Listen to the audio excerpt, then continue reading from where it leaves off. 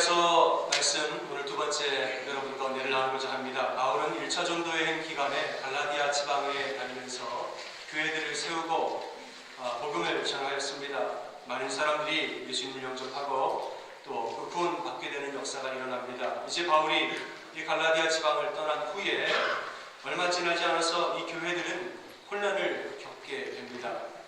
바울이 없는 동안에 거짓 교사들, 엉뚱한 복음을 가르치는 사람들이 이 교회를 돌아다니면서 이상한 복음을 전하기 시작했습니다. 그것은 다름 아닌 율법으로 구원받는다는 율법을 강조하는 말씀이었습니다. 바울은 오직 믿음으로만 말미암는 구원, 예수님의 십자가로 말미암아 우리는 이미 우리의 모든 죄를 예수님 사하셨고 그것을 믿는 자마다 값없는 구원을 받는다. 이 복음을 전했는데 바울이 없는 틈을 타서 다른 사람들이 와서 그렇지 않다. 율법을 믿어야 된다. 구원받으려면 율법을 지켜야 된다. 이렇게 강조하고 다니는 것입니다. 이 사실을 알고 바울이 이 갈라디아 지방에 편지를 쓴 것이 갈라디아서입니다. 무엇이든지 다 이유가 있고 변명이 있는 법입니다. 율법을 강조한 사람들도 다 이유가 있습니다. 당시 이스라엘은 로마의 속국으로 살고 있었습니다. 그 중에는 선택받은 민족 이스라엘의 자주 독립을 꿈꾸는 민족주의자들도 있었다는 것이죠. 율법을 더 강조하면서 민족성을 고취시키려고 애쓰는 사람들이 많았습니다. 어떻게든 우리 민족이 로마의 이 압제 가운데 있기 때문에 율법을 통해서 우리가 하나 되자. 그래서 율법을 막 강조하고 다니는 사람들이 있었다는 것이죠. 이 사람들 보기에는 바울이 여기저기 다니면서 율법을 폐하였다. 율법은 이제 옛날 이야기고 십자가를 믿어라 이렇게 말하고 다니니까 이 사람들이 마음에 안 들었다는 것이죠. 이제는 바울이 없어진 다음에 바울이 지나간 곳을 다시 따라다니면서 율법을 강조합니다. 지금 이 교회들이 흔들리는 것이 얼토당토 않는 가짜 복음들에 넘어가고 있는 것이 아니라 정말 그럴듯한 이야기들을 들으면서 흔들리고 있다는 사실이죠. 로마의 압제 속에 유대인의 정체성을 지키기 위해서는 율법을 따라야 한다. 설득력이 있는 것이에요. 여러분들 민족을 사랑한다면 율법을 지키십시오. 이 말이에요. 우리 민족을 사랑한다면 우리가 지금 이 민족에 처한 현실을 여러분들이 안다면 율법으로 하나 됩시다. 말하는 거예요. 이게 굉장히 설득력 있는 말처럼 들렸기 때문에 흔들린 것인데 사실은 바로 그 점이 위험한 점이라는 것이죠. 그 시대의 상황과 사람들의 필요를 따라서 복음의 핵심을 바꾸어 버리는 그것이 위험한 것이에요. 이에 대해서 바울은 경고합니다. 만일 누구든지 너희가 받은 것 외에 다른 복음을 전하면 저주를 받을지어다. 이제 내가 사람들에게 좋게 하랴 하나님께 좋게 하랴 그랬습니다. 너희가 사람들 좋게 하려고 이 복음을 다른 걸로 율법으로 바꿀 것이냐 아니면 하나님을 좋게 할 것이냐. 바울이 경고하고 있죠. 바울이 가슴이 아팠던 것은 뭐냐 하면 성도들이 너무나도 속히 떠났다는 사실입니다. 이 믿음으로만 말미암는 구원을 이 복음을 듣고 은혜를 받아놓고 아멘하고 은혜를 많이 받았는데 다시 율법으로 돌아가기를 너무나 속히 돌아가더라. 너무나 속히 떠났다는 거예요. 6절에서 말합니다. 너희를 부르신 이를 이같이 속히 떠나 다른 복음을 따르는 것을 내가 이상하게 여기노라. 너무나 빨리 떠났다는 거예요. 이렇게 속히 떠나는 것은 구약의 백성들이 반복적으로 실수했던 이 죄악의 패턴입니다. 모세가 시내산에 올라가 있는 사이에 백성들이 금송아지를 만들고 모세를 못 기다리고 그냥 금세 송아지를 만들고 예배했습니다. 이걸 본 하나님은 화가 나서 모세에게 이렇게 말씀하셨습니다. 내가 그들에게 명령한 길을 속히 떠나 자기를 위하여 송아지를 구워 만들고 예배한다. 아니 어떻게 이렇게 내가 그렇게 잘 이야기하고 기적을 보여주고 인도하여주고 은혜를 베풀었는데 어떻게 이렇게 속히 떠날 수가 있느냐.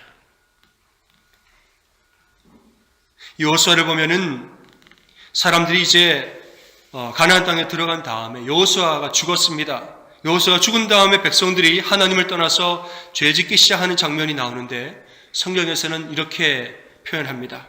여호와의 명령을 순종하던 그들의 조상들이 행하던 길에서 속히 치우쳐 떠나서 그와 같이 행하지 아니하였더라. 얼마나 속히 떠났는지 아주 금방 떠나버리다는 것이죠. 여러분이 가나안 땅에 정착한 백성들이 왜 이렇게 속히 변했을까요? 그들은 생각한 거예요. 하나님을 따라가지 않고 세상을 따라간 것입니다. 왜 세상을 따라갔느냐? 이제는 광야의 시대는 끝났고 가나안의 시대가 열렸구나. 이제는 우리가 방랑자의 시간은 끝났고 농사짓는 이 농업자의 시대가 시작됐구나. 그러니까 광야의 하나님은 버리고 가나안의 우상을 따라가자. 시대를 따라간 거예요. 시대의 필요를 받아들이면서 하나님을 떠나서 시대를 따라간 것이죠. 갈라디아 성도들이 왜 그렇게 속게 변했는가? 하나님보다 민족을 우위에 두었고 시대의 필요를 그 위에 두었던 것입니다. 오직 믿음으로만 말미 없는 구원이라는 이 복음보다 율법으로 유대인이 하나 되자, 이 구호를 더 중요하게 생각했다는 것이지요. 여러분, 우리는 복음을 위해서 세상을 바꾸어야 할 사람들인데 세상을 위하여서 복음을 바꾼 것입니다. 여러분, 우리가 믿는 복음이 그렇게 힘이 없고 약한 것입니까? 우리가 믿는 복음이 그렇게 세상을 바꾸지 못할 정도로 힘이 없고 능력이 없는 것입니까? 그렇지 않습니다. 복음에는 이 시대를 바꾸고 이 시대를 온전히 바로 세울 힘과 능력이 있는 것을 믿으시기 바랍니다. 우리가 믿는 복음에는 그런 능력이 있는 것입니다. 오늘 말씀의 제목이 있습니다. 복음을 부끄러워하지 말자 그랬습니다. 우리 한 목소리로 다시 한번 읽어보겠습니다. 시작. 복음을 부끄러워하지 말자. 반대로 말하면 복음을 자랑하자입니다. 이 말도 한번 해보겠습니다. 시작. 복음을 자랑하자. 아멘. 오늘날 교회를 보면 참으로 가슴이 아픕니다.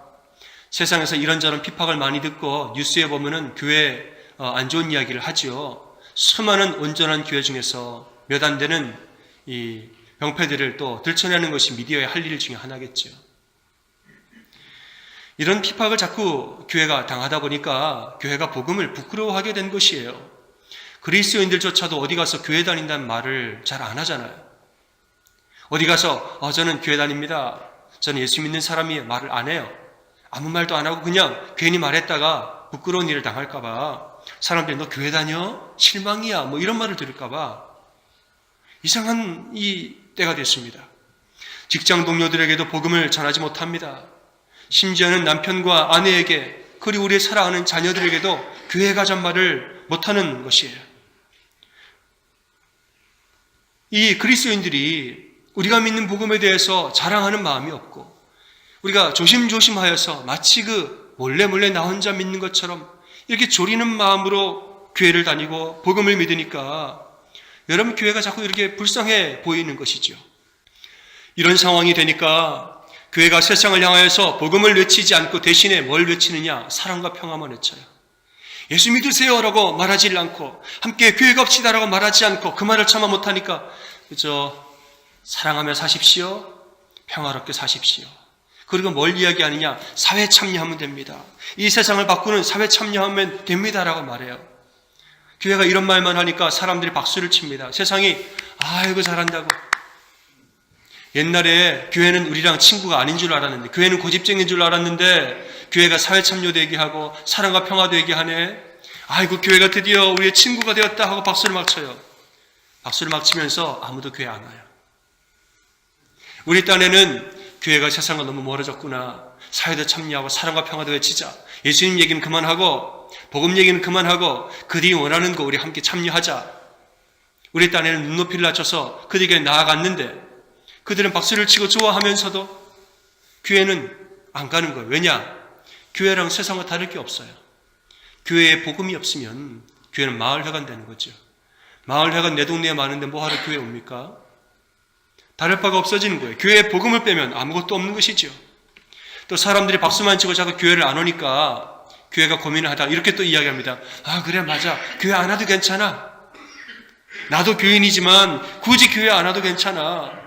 종교는 뭐 다 통하는 법이니까 교회든 절이든 뭐 모스크든 어딘지 가고 싶으면 가면 되지 뭐. 대신 사랑하며 평화롭게 살자. 이렇게 얘기하는 거예요. 이게 다원주의죠. 사람들이 또 이 말을 듣고 세상에 박수를 막 칩니다. 그래 맞아. 교회가 드디어 우리의 마음을 알아주는구나. 교회가 우리의 진정한 친구가 되었다. 박수를 치면서 사람들은 다른 종교도 안 갑니다. 무신론자로 남는 거예요. 그러면 무신론자가 많아지니까 세상은 평화로워졌는가? 절대 그렇지 않습니다. 종교가 사라진 세상은 더 큰 혼돈에 빠지는 것이지요. 인간의 죄성은 여전히 그대로 가지고 사는데 이제는 아무도 그들을 회개하게 할 자가, 아무도 그들을 돌이킬 자가 없는 것이에요. 여러분, 사회 참여, 사랑과 평화 전부 다 중요한 거예요. 저는 이거 너무나 중요하다고 생각해요. 예수님 보세요. 예수님 사회 참여하셨고 사랑과 평화 선포하신 분이에요. 그런데 예수님은 복음을 더 중요하게 선포하셨지요. 이 모든 것은 다 좋은데 이 모든 것이 복음에서 출발해야 한다는 것이에요. 복음이 무엇이냐? 나는 죄인인데 예수님의 은혜로 말미암아 내가 구원받았다는 것, 이게 복음이에요. 로마서 3장에 말씀합니다. 모든 사람이 죄를 범하였음에 하나님의 영광에 이르지 못하더니 그리스도 예수 안에 있는 성령으로 말미암아 하나님의 은혜로 값없이 의롭다 하심을 얻은 자 되었느니라. 복음이 무엇입니까? 나는 죄인이라는 것이에요. 나는 죄인이에요. 그런데 그 대가로 영원의 죽음에 이를 존재였는데 예수님의 십자가의 보혈로 내 모든 죄를 다 사하여 주시고 이제는 이 사실을 믿는 자가 구원을 얻는다. 이걸 아는 것이 복음이에요. 모든 것은 이 복음에서 시작이 돼야 됩니다. 사회 참여를 하더라도 복음으로 참여해야죠. 사람들을 대할 때 분노와 적대감과 혹은 권력 투쟁을 위하여서 사회 참여하는 것이 아니라 예수님의 십자가를 마음에 품고 참여해야 합니다. 상대방을 적으로 간주하고 하는 것이 아니라 나는 죄인이고 나 또한 예수님의 은혜로 구원받은 자라는 이 겸손한 마음으로 복음을 바탕으로 상대를 대해야 되는 것이에요. 사랑과 평화를 전하는 것은 좋습니다. 그런데 여러분, 인간적인 사랑만 전하다가 인간적인 마음으로 평화만 전하다가 다 사랑은 다 좋은 겁니다.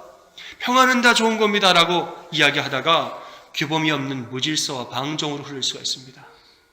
아무렇게나 사랑해도 된다. 어떤 방식이든지 무엇이든 타협해서 평화만 이루면 된다. 이러한 무질서로 가는 것입니다. 우리는 예수님의 베푸신 참사랑을 경험한 사람으로서 예수님의 사랑을 전해야 되는 것입니다. 공의와 더불어 사랑이 있는 그 사랑을 전해야 되는 것이고 말씀의 기준 안에서 평화를 전해야 되는 것입니다. 앞으로 우리가 살면서 어떤 시대가 우리 앞에 다가온다 할지라도 우리가 어떤 시대 정신을 외쳐야 하는 때가 온다 할지라도 모든 것은 복음에서 출발해야 합니다. 아멘. 복음이야말로 세상을 온전히 인도할 힘이요 원리가 되는 것입니다. 사랑하는 여러분, 시대 정신이 복음을 거부한다는 생각을 하지 마십시오. 시대는 복음을 필요로 합니다. 시대는 복음을 싫어하지 않고 시대는 복음에 갈망합니다. 온전한 복음에 갈망하고 목마르 하는 때가 이 시대인 것이에요. 오히려 복음이야말로 이 혼란한 시대에 소망이 되는 것입니다. 여러분, 오늘날 보면 가족이나 친구한테 교회 가자고 말하면 촌스러운 시대가 됐어요. 너 같이 교회 갈래? 촌스럽게 교회 다녀? 말해요. 자녀들한테 너 교회 가야 돼. 교회 가.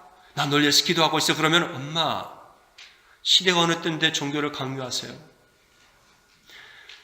교회 가자고 말하는 것이 촌스러운 시대가 됐습니까, 여러분? 직장에서 기도하다가 들키면 촌스러운 시대가 됐습니까? 밥 먹으면서 기도하면 촌스러운 시대가 됐습니까, 여러분?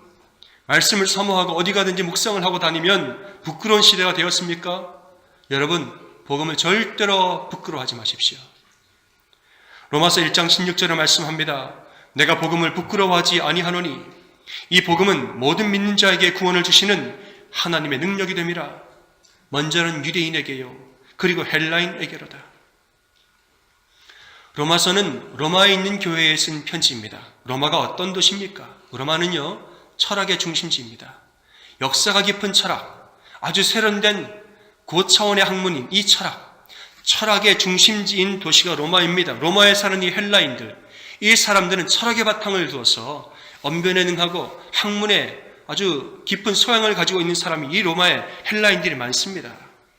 이 헬라인들의 눈에 보기에 기독교라는 것은 뭐냐? 갓 생겨난 신흥 종교에 불과한 것이에요. 작은 무리에 불과합니다. 교회가 선포하는 십자가와 부활이라는 것이 이들의 눈에 보기에는 무엇인가? 그냥 흥미로운 어느 유대인들의, 이방인들의 어떤 그 이단 사상 정도, 신흥 종교의 어떤 흥미로운 이야기 정도에 지나지 않았던 것이에요. 철학으로 무장되어 있는 사람들이 십자가와 부활을 전하는 사람 이야기를 듣더니 재밌네? 한번 해봐요. 그래서 바울이 아덴에서 말씀을 전할 때 전부 다 이런 식으로 부활에 대해서 반응했다는 것이에요. 흥미롭네? 한번 해봐요. 로마에 사는 교인들이 이 헬라인들에게 복음을 전하기가 부끄러웠다는 것이에요.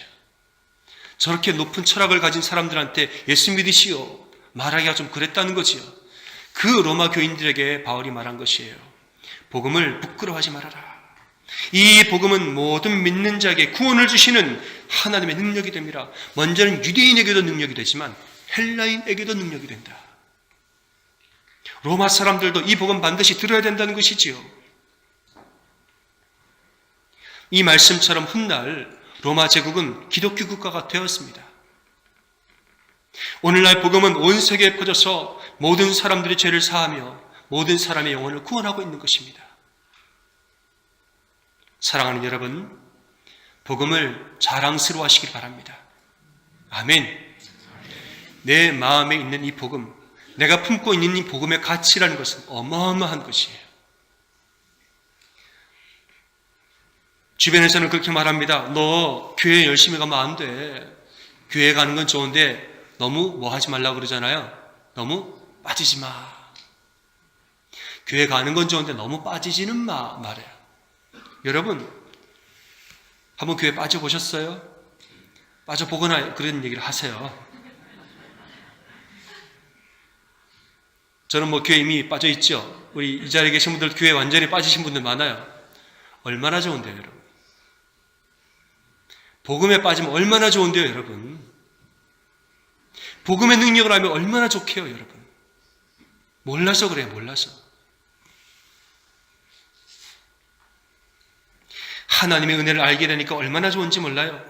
내가 복음을 알게 되니까 내 주어진 삶에 최선을 다하게 되니까 얼마나 감사한지 몰라요. 우리 복음을 알게 되니까 나의 모난 부분들, 상처받은 영혼들, 내 안에 교만한 마음들, 이것들이 다 깎여나가면서 나의 성품이 다듬어지고 내가 온전한 자로 성장하고 내가 귀한 사람으로 거듭나게 되는데 얼마나 귀하고 감사한지 몰라요. 여러분, 교회에 빠지지 말라고요? 빠지셔야죠. 복음에 빠지지 말라. 여러분, 복음에 빠지셔야죠. 얼마나 좋게요, 여러분. 우리의 삶의 어려움을 당할 때 우리가 더 강건해지는 것이고 우리가 삶을 살아갈 때 이 몇십 년의 삶을 우리가 살아갈 때에 훨씬 더 의미 있는 삶, 훨씬 더 가치 있는 삶, 모든 사람의 얼굴을 빛나게 하는 삶을 우리가 살게 되는 것, 그게 바로 복음의 기쁨이고 은혜인 것이에요. 아멘. 사랑하는 여러분, 예수님이 누구십니까? 예수님은 우리를 위해서 목숨을 버리신 엄마입니다. 예수님 누구십니까? 내가 힘들고 내가 아플 때 가장 달려와서 나를 안아주고 일으켜주시는 나의 아빠인 것입니다. 아빠와 엄마, 어렸을 때는요, 우리 아빠, 우리 엄마, 이게 마음에 안 들어서 부끄러워요. 어느 분이 그랬다지요. 학교에 나는 엄마가 안 왔으면 좋겠어요. 엄마가 이런 게 부끄럽고 저런 게 부끄럽고. 엄마가 한 번은 학교에 참관 수업에 왔는데 이 딸이 모른 척 했다는 거예요. 엄마가 부끄러워가지고. 다른 사람들 안 나왔으면 좋겠는데 왜 학교를 와가지고 나를 부끄럽게. 학교에서 딸의 이름을 불러도 들은 채도 안 하고 집에 가서 난리 쳤다는 거예요. 왜 학교 왔냐고. 그런데 이 딸이 철이 들면서 엄마가 얼마나 나를 위해서 수고하고 희생하고 엄마를 위해서는 단 한 푼도 쓰지 않으면서 내가 뭐 해달라고 그러면 최선을 다해서 다 해주면서 나를 그렇게 지극정성으로 돌보고 사랑하는 엄마의 사랑을 깨달으면서 이 사랑이 감히 어느 누구도 할 수 없는 얼마나 고귀한 사랑인지에 대해서 깨닫게 되면서 그 다음에 철이 들어서는 엄마를 자랑스러워했다는 것이에요. 어디 가서도 엄마 하나도 부끄럽지 않아요. 엄마 자랑스러워. 우리 엄마 같은 사람 어디에도 없지. 우리 아빠 같은 사람 어디에도 없어. 자랑스러워했다는 것이에요. 예수님은 우리 엄마시고 예수님 우리 아빠이신 거예요. 여러분, 엄마 대신 예수님 부끄러워하지 마시고 아빠 대신 예수님 자랑하며 다니시기를 축원합니다.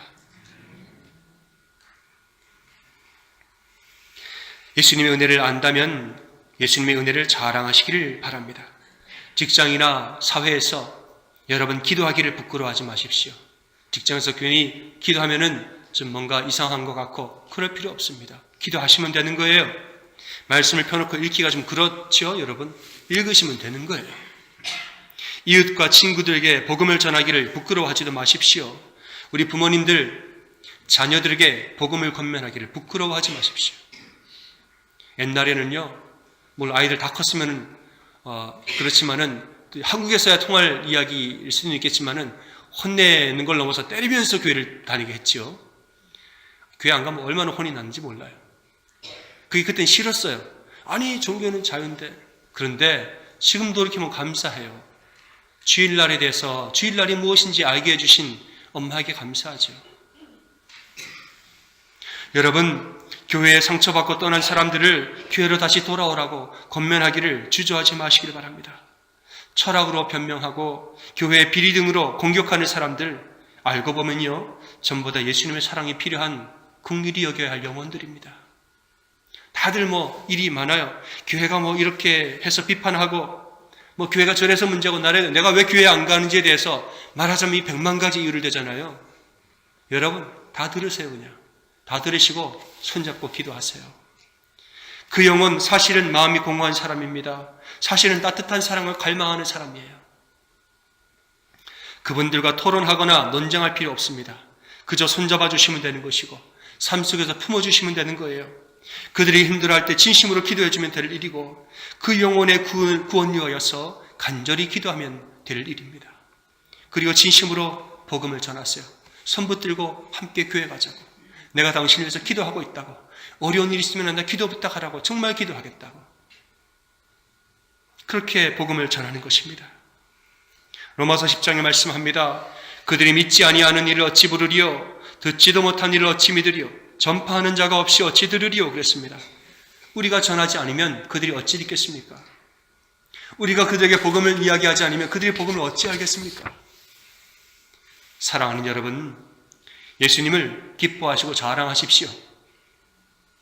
어디 가서도 그리스도인이라고 주눅들지 마시고 당당히 믿음으로 서시길 바랍니다. 그리고 예수님을 전하기를 부끄러워하지 마십시오.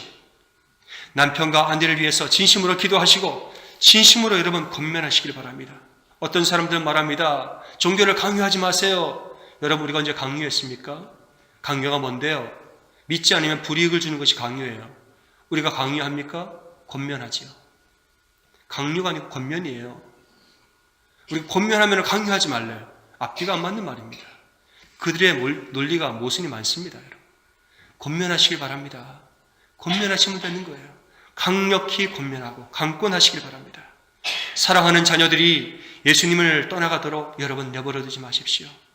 눈물로 기도하시고 그들의 이름을 불러가며 기도하시길 바랍니다. 저는 옛날에 참 아주 순간의 일이지만은 아주 마음에 깊이 새겨진 경험이 있습니다. 기억이 있습니다. 저희 어머님이 교회를 다니시면서 새벽예배 은혜를 알고 새벽예배마다 기도하셨어요. 네, 물론 자녀들을 위한 기도도 눈물로 하셨겠지요. 그렇게 열심히 기도하고 제가 이렇게 자다 보면은 새벽예배 마치고 돌아오시면 제 방으로 들어오세요. 그러면 이제 문이 열리면서 서늘한 기운이 싹 하고 오니까 어떨 땐 제가 깼어요. 깼는데 어머님이 오셔서 제 몸에 손을 대고 저를 위해서 기도하시더라고요. 사랑하는 우리 아들 하나님께서 이 영혼을 기억하시고 자고 있는 제 옆에 오셔가지고 제 몸에 손을 대고 기도하시더라고요. 그 기억이 어머님 아직도 모르실 거예요. 제가 이거 그때 깨스였다는 사실을 모를 거예요. 저는 그때 깨서 그 뒤로도 몇 번이고 제가 경험을 했어요. 그 뒤로 널 위해 기도한다라는 말이 정말 마음에 믿어졌습니다. 그렇게 기도하며 간절히 날 위해 기도하는 그 마음이 나에게 느껴지면서 야, 믿음이 이런 거구나. 예수님이라는 그 복음이라는 것이 이런 거구나. 나도 열심히 교회 가야겠다. 나도 이런 기도, 이런 은혜 나도 사모해야겠다. 이런 마음이 많이 들었습니다. 여러분의 자녀들이 예수님을 떠나가도록 내버려 두지 마십시오. 간절히 기도하시길 바라고 새벽을 깨워 어머니의 기도를 들으시길 바라고 통성으로 기도하시길 바라고 기회 있을 때마다 때를 얻든지 못 얻든지 그들을 위해서 진심으로 기도하시길 바랍니다. 사랑하는 손자고 손녀들 만날 때가 되면은 만나자마자 그들을 품에 안고 기도하세요. 여러분, 하나님 이 영혼 하나님 붙들어 주세요. 이 귀한 복음의 유산, 믿음의 유산 이 자녀에게 흘러가게 도와주십시오. 여러분 기도하셔야 돼요. 사랑하는 가족들의 구원을 위하여서, 사랑하는 친구의 회복을 위하여서 기도하는 성도님들 다 되시기를 주님의 이름으로 축원합니다. 아멘. 이 시간에 옆에 분들에게 서로 이렇게 격려하겠습니다. 오늘은 자신 있게 기뻐하면서 격려하겠습니다. 예수님은 나의 자랑입니다. 고백하겠습니다. 예수님은 나의 자랑입니다. 아멘.